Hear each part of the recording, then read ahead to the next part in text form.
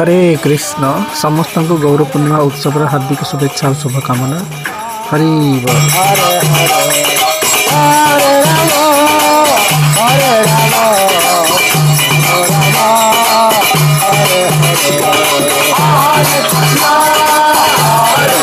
आसंत देखा गौर पूर्णिमा उत्सव गौरांग महाप्रभुंकर अभिषेक गौर कथा गौर लीला एवं कीर्तन नृत्य संकर सर्वशेष महाप्रसाद। हरि बोल। हरे राम राम राम हरे हरे हरे कृष्णा कृष्णा कृष्णा हरे हरे हरे राम राम राम हरे हरे हरे कृष्णा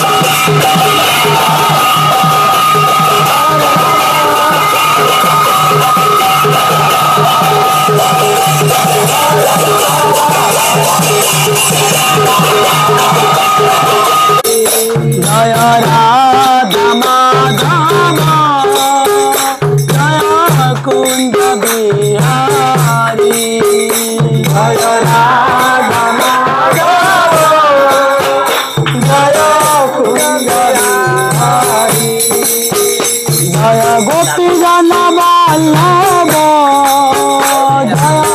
गिरिवर धारी जय गोपी जन वल्लभ जय गिरिवर धारी जय गोपी जन वल्लभ जय गिरिवर धारी जय गोपी जन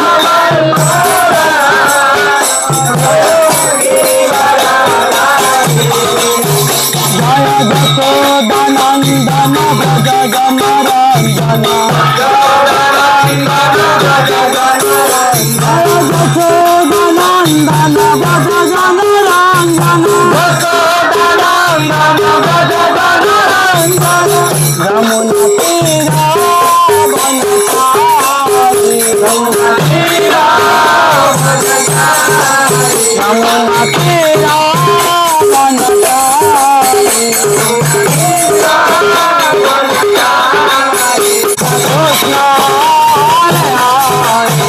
हरे राम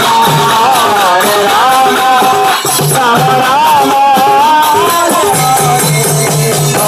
कृष्णा कृष्णा कृष्णा कृष्णा हरे हरे हरे राम राम हरे हरे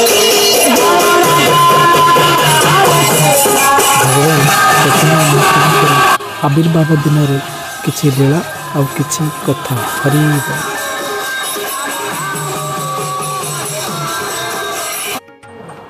से 48 वर्ष मध्य 24 वर्ष पूर्वाश्रम लीला और आउ 24 वर्ष सन्यास लीला से करथिले। सन्यास लीला रे श्रीमन चैतन्य महाप्रभु पुरुषोत्तम धाम क्षेत्र में एकाधिकालीन 18 वर्ष काल अवस्थान करथिले। तांकर सही रहिबार स्थान वर्तमान सुधा विद्यमान अछि। सही क्षुद्र कोठरी से गंभीरा मध्य अच्छी। श्री चैतन्य महाप्रभु आविर्भाव 2 गोटी कारण अच्छे। यह श्री गुरुदेव प्रवचन सुस्पष्ट चश्माटा कर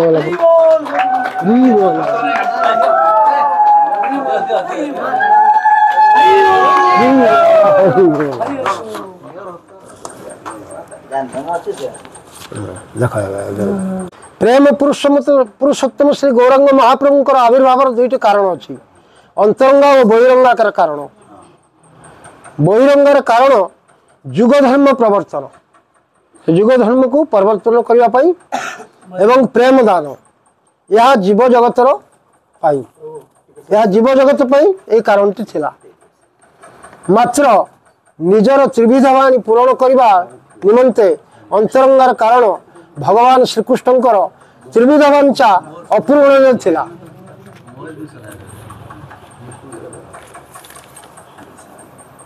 भगवान त्रिविध वांछा अपूरण थिला यही त्रिविध वांछा पूरण निमित्त श्रीकृष्ण गौरांग महाप्रभुंक रूप में आविर्भूत होते से त्रिविध वांछा है एक नंबर श्री राधाराणी प्रेम किपरी दुई नंबर श्रीकृष्ण अपूर्व माधुर्य जहाँ राधा आस्वादन राधा आस्वादन करी श्रीकृष्ण अपूर्व माधुर्यमा जहाँ राधा आस्वादन करा किपरी। तीन नंबर है श्रीकृष्ण अपूर्व माधुर्यमा आस्वादन करी राधा जो सुख लाभ कर सुख मध्य किपरी ये तीनोटी है तीनोटी मुख्य उद्देश्य से आविर्भाव होते। एक नंबर श्री राधाराणी प्रेम किपरी दुई नंबर श्रीकृष्ण अपूर्व माधुर्यमा जहाँ राधा आस्वादन करी माधुर्य। तीन नंबर है श्रीकृष्ण अपूर्व माधुर्यमा आस्वादन करी राधा जो सुख लाभ कर किपरी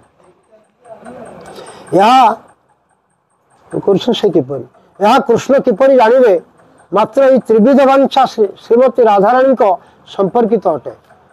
कृष्ण बहु जत्न करी त्रिविध वांछा निमित्त सफल हो पारे ना एनिमित्त हृदय बहु क्षोभ जन्मिला अंतर अशेष लोभरे लालायित हो भावती मैं कौन करी किपरि पूरण करी यही अंतर क्षोभ सही न पारी सर्वशेष श्रीमती राधाराणी कांति और भाव अंगीकार करी श्रीकृष्ण श्री गौरसुंदर रूप में आविर्भाव हेले। हरि बोल श्री श्री गौरसुंदर भगवान की एवं निजर त्रिविध वांछा पूरण से कले। एणु गौरसुंदर भगवान होउछन्ति करुणामय करुणावतार और कृष्ण हेले कृपामय से कृपा करी दियंती किंतु महाप्रभु को न मागिले मध्य से जाची करी करुणा बांटी दियंती। एणु कलिजुगर जीव मान उद्धार निमंते से बिना युद्धारे बांटी देइछन्ति एई हरिनाम हरे कृष्ण कृष्ण कृष्ण हरे हरे हरे राम राम राम हरे हरे हरे कृष्ण की जय जय श्री गौरसुंदर भगवान की।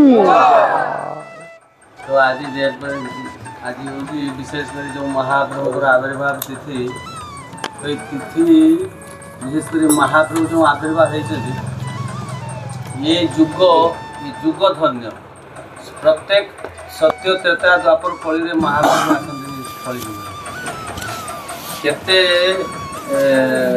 हजार केते लक्ष केते कोटी वर्ष पर जाइए सत्य त्रेता द्वापर कली केते बीतीगला शेष कली पुणी महाप्रभु आसती प्रकृत में यही जुगे जो मैंने जन्म कर प्रकृत धन्य एवं से विश्वंकर पिता थे नीलांबर चक्रवर्ती कन्या शची माता को विवाह कर नवद्वीप बास होते शची देवी 8 गोटी कन्या को जन्म देते से समस्ते मरी जाते नवम गर्भरे गोटे पुत्र संतान जात कर नाम था विश्वरूप।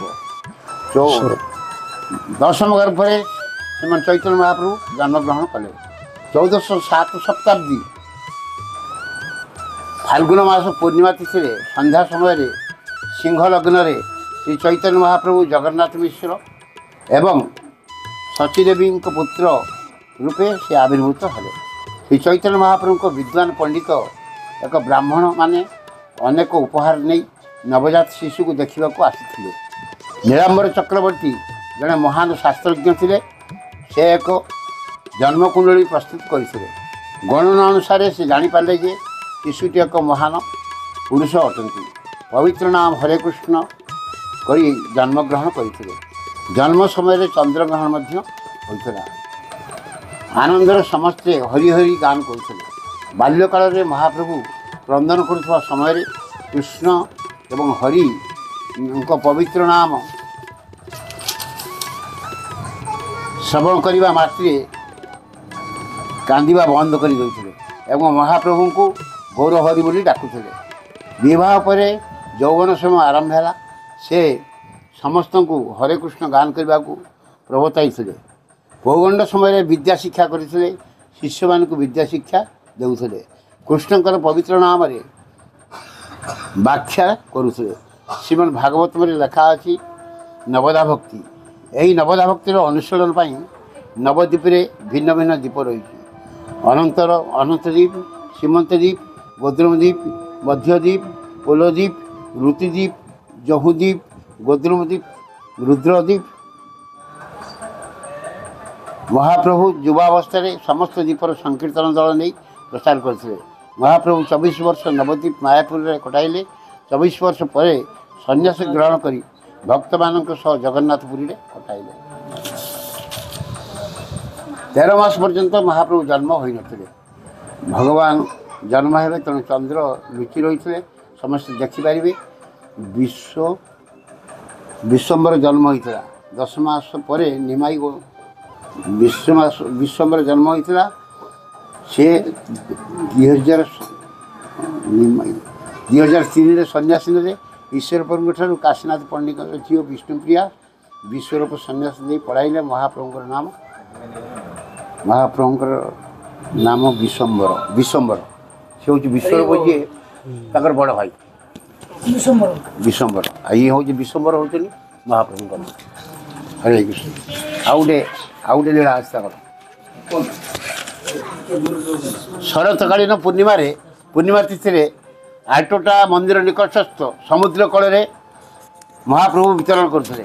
ସେ ସମୁଦ୍ରକୁ ଯମୁନା ଭ୍ରମ କରି ସେଠାରେ ଶ୍ରୀମତୀ ରାଧାରାଣୀ ଓ ଅନ୍ୟାନ୍ୟ ଗୋପୀମାନଙ୍କ ସହିତ ଶ୍ରୀମନ୍ କୃଷ୍ଣଚନ୍ଦ୍ରଙ୍କର ଜଳକେଳି ଦୃଶ୍ୟ ଦେଖିବା ପାଇଁ ସମୁଦ୍ରକୁ ଲମ୍ଫ ପ୍ରଦାନ କଲେ। ସମୁଦ୍ର ସ୍ରୋତରେ ଭାସି ଯାଇ ସେ କୋଣାର୍କ ମନ୍ଦିର ନିକଟରେ ପହଞ୍ଚିଲେ। ସେଠାରେ ଏକ ଜାଲିଆ ମହାପ୍ରଭୁଙ୍କୁ ଏକ ବିରାଟ ମତ୍ସ୍ୟ ମନେକରି ଜାଲରେ ତାକୁ ଟାଣି ନେଇ କୂଳରେ ରଖିଲା। ଶ୍ରୀମନ୍ ମହାପ୍ରଭୁ ଅଚେତ ହୋଇ ପଡ଼ିଥିଲେ ଏବଂ ତାଙ୍କର ଅଲୌକିକ ଭାବ ଅଙ୍ଗୀକାର ହୋଇଥିଲା। ପ୍ରତ୍ୟେକ ସମୟରେ ଯାହା ପ୍ରଚାର ହେଉଛି ସଂସାରରେ ସବୁର ମୂଳ ହେଉଛନ୍ତି ରାଧାରାଣୀ। ତ ରାଧାରାଣୀ ଅଭିନ୍ନ ବୃନ୍ଦାବନ କରିଛନ୍ତି ଯେଉଁ ନବଦ୍ୱୀପ ଧାମ। ତ ଏଇ ନବଦ୍ୱୀପ ଧାମ ଯିଏ ଦର୍ଶନ କରିବେ ସେ ବୃନ୍ଦାବନ ଯାଇଥିବାର ବୃନ୍ଦାବନ ଦର୍ଶନର ଫଳ ସେ ପ୍ରାପ୍ତ ହେବେ। ଏବଂ ବିଶେଷ କରି ଯେମିତି ପ୍ରତ୍ୟେକ ଯୁଗକୁ ଗୋଟେ ଗୋଟେ ଧାମ ଅଛନ୍ତି, ସେମିତି କଳି ଯୁଗରେ ଯେମିତି ଶ୍ରୀକ୍ଷେତ୍ର ଧାମ, ସେମିତି କଳି ଯୁଗରେ ଇଏ ହେଉଛି ନବଦ୍ୱୀପ ଧାମ। ଇଏ ନବଦ୍ୱୀପ ଧାମ ହେଉଛନ୍ତି ମାନେ ସର୍ବଶ୍ରେଷ୍ଠ, ସ୍ୱତନ୍ତ୍ର ଏବଂ ସର୍ବଶ୍ରେଷ୍ଠ। ଶାସ୍ତ୍ରରେ କୁହାଯାଇଛି ସର୍ବଶ୍ରେଷ୍ଠ ଧାମ ହେଉଛନ୍ତି ନବଦ୍ୱୀପ ଧାମ। ନବଦ୍ୱୀପ ଧାମ ଯେହେତୁ ଆମ ପାଖରେ ଅଛନ୍ତି, ଆମେ ଗଲେ କିଛି 4-6 ଘଣ୍ଟା 10 ଘଣ୍ଟା ଭିତରେ ପହଞ୍ଚି ଯାଉଛେ। ତେଣୁ ଆମେ ଭାବୁଛନ୍ତି କ'ଣ ଏ ନବଦ୍ୱୀପ ଧାମ। ପ୍ରକୃତରେ ନବଦ୍ୱୀପ ଧାମର ମହାତ୍ମ୍ୟ ଯିଏ ଶୁଣିବେ, ସେ ଶୁଣିଲା ପରେ ସେ ଅନୁଭବ କରିପାରେ ଯେ ପ୍ରକୃତରେ ଜିନିଷ କ'ଣ। ଯାହା ବି ହେଉ, ଯେ ଏଇ ମହାପ୍ରଭୁଙ୍କର କୃପା ବା ଗୁରୁଦେବଙ୍କର କୃପା ଏ ଜୀବ ଉପରେ ବର୍ଷଣ ହେବା ଦରକାର। ଏବଂ କେମିତି ବର୍ଷଣ ହେବ ଏବଂ କେତେ ପରିମାଣରେ ବର୍ଷଣ ହେବ ଯେ ଜୀବର ଉଦ୍ଧାର ହେବା ପାଇଁ। କେବଳ ଗୋଟିଏ ଟପିକ୍ ଅଳ୍ପ ସମୟ ଖାଲି କରିବି, ସମସ୍ତେ ଖୁବ୍ ଧ୍ୟାନପୂର୍ବକ ଶୁଣିବେ। କ'ଣ କହିଲି ଟପିକ୍ କ'ଣ ବୁଝିପାରିଲେ? ଯେ ଗୁରୁଙ୍କର କୃପା ଏ ବୈଷ୍ଣବ ଜୀବଙ୍କ ଉପରେ ହେବା ଦରକାର। ଯେଉଁ ଆମେ ଦୀକ୍ଷା ନେଉଛନ୍ତି, ଦୀକ୍ଷାଟା ଗୋଟେ ହେଉଛି ମାନେ ଗୋଟେ ଲୌକିକତା, ବୁଝିପାରିଲେ? କିନ୍ତୁ ଦୀକ୍ଷା ନେବା ପୂର୍ବରୁ ଯେମିତି ଗୋଟେ ବିବାହ କରାହେଉଛି, ଗୋଟେ ପୁଅ ଝିଅର ବିବାହ କରୁଛନ୍ତି, ତ ବିବାହ ଯେଉଁ କରୁଛନ୍ତି ସେଟା ଗୋଟେ ଖାଲି କେବଳ କିଛି ମାନେ ଆର୍ଟିଫିସିଆଲ କିଛି ଅଛି ସେଥିରେ, କିନ୍ତୁ ପ୍ରକୃତରେ ଭଲ ପାଇବାଟା ତା ପୂର୍ବରୁ ସବୁ କାମ ସରିଥାଏ। ସେଇଭଳିଆ ଗୁରୁଦେବଙ୍କ ସହିତ ଯେଉଁ ସମ୍ବନ୍ଧ ଜ୍ଞାନରେ ଯେଉଁ ଭଜନ କରିବା, ସେଇଟା ଗୁରୁଦେବଙ୍କୁ ବହୁତ ଆଗରୁ ବର୍ତ୍ତମାନ ପ୍ରାକ୍ଟିସ୍ ଚାଲିଛି ନା। ତେଣୁ ଗୁରୁଦେବଙ୍କୁ ପ୍ରଣାମ ମନ୍ତ୍ର କହୁଛନ୍ତି, ଗୁରୁଦେବଙ୍କୁ ରଖିଛନ୍ତି, ଗୁରୁଦେବ ଘରେ ଅଛନ୍ତି, ଆମେ ପୂଜା କରୁଛନ୍ତି, ଭୋଗ ଲଗାଉଛନ୍ତି, ପ୍ରସାଦ ପାଉଛନ୍ତି। तो दिने जड़े भक्त आश्चर्य एक कथा कहले आप मैंने बुझीपारे भल रकम जड़े आसिक कहले गुरुदेव पचारे गुरुदेव केमती कौन अच्छा कौन कर भल कहले आम घर आड़े के आप जाऊना से आमर जयप्रकाश स्वामी गुरुदेव कहले कहले मु तुम घर तो अच्छी सब बेले तुम रखीच मत पूजा कर भोग निवेदन कर प्रसाद निवेदन कर पाऊँ आउ कौन जीवी कहले कौन दिन कौन प्रोग्राम करथिले कौन भोग लागिथिला कौन करथिला सब डिटेल कथा कहले गुरु महाराज तेणु प्रकृत में प्रभुपाद जिते ये भव सागर लीला स्मरण कले से प्रभुपाद कहते जे जय पताका तुम्हें जेते पारिब शिष्य ग्रहण कर समस्त शिष्यंकर भगवत धाम को नवाई दायित्व हूँ मोर तेणु एवं प्रभुपाद अच्छा बहुत बहुत एरिया प्रभुपाद प्रचार कर भक्त मैंने गला बेलू लोग कहते ये बुढ़ा तो जड़े आसते प्रचार कर गले बहुत जगह एमती माने लीला है तेणु प्रभुपाद एवं प्रचार कदियो बाह्य जगत में आम दर्शन कर पारना किंतु अंतर्निहित ये जो मैंने आपण मैंने जो बस केवल प्रभुपाद कृपार आम ये समस्ते बस बुझे कहीं अन्य कहीं किसी करना प्रभुपाद सिस्टम ही काम कर कहीं प्रचार किसी करना तेणु प्रभुपाद कौन तांको गुरुदेव पाखर पाई जो गोटे बिंदु से बिंदु विषय खाली पदे कहबी तेणु आपण मैंने खूब मन सहकार श्रवण करेंगे एवं ता उत्तर भी किसी पचारि कहे है तो आम जानी जे गुरुदेव पाखर केते बिंदु कृपा आमर दरकार माताजी केते बिंदु कृपा दरकार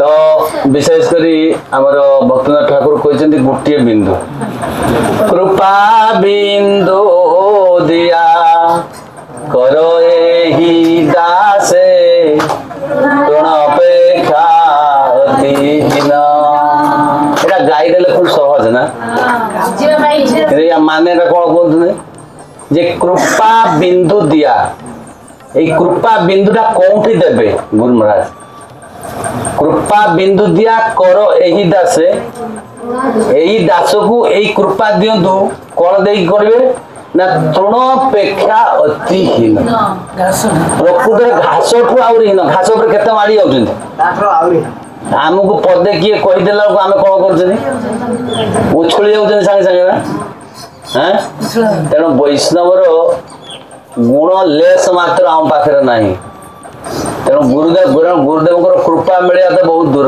कथा चिंता कर तेणु षडांग शरणागति जो कहुई षडांग शरणागतिर प्रथम हूँ दैन्य तेणु वैष्णव जड़े दैन्यता हवा दरकार ये दैन्यता कौ भाया ये कहुई भजन मध्यम थे थे पढ़ी बुझेदेवी तापर आरंभ करवा कृपा करो वैष्णव ठाकुर